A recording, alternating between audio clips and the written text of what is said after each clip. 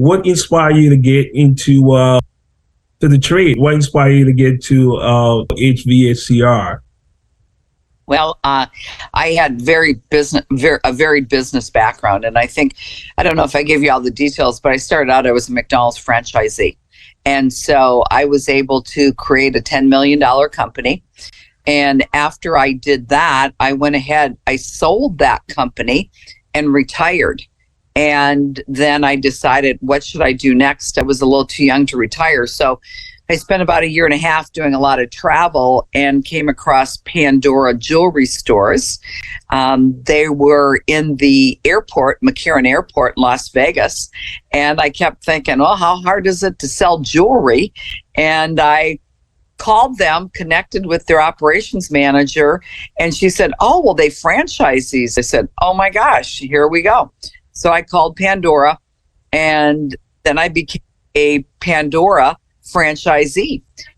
So having that ability to take my business expertise and move it up to the retail side, that gave me some additional learnings.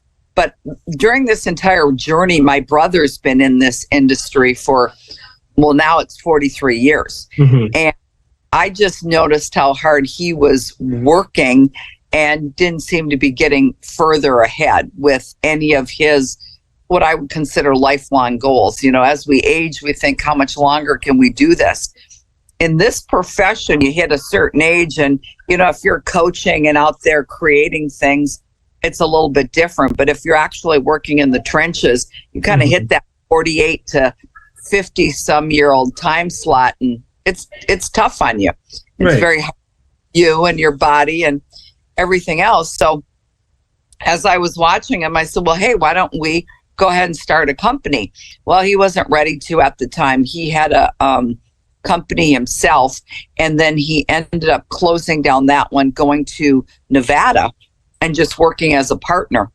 So I ran and did my Pandora gig, and I knew he was down in Vegas just working like crazy.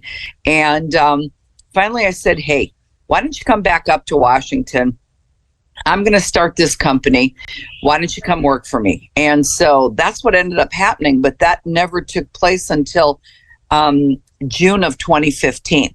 And so I convinced him to come back up to Washington, where the rest of the family was, his daughters and everything.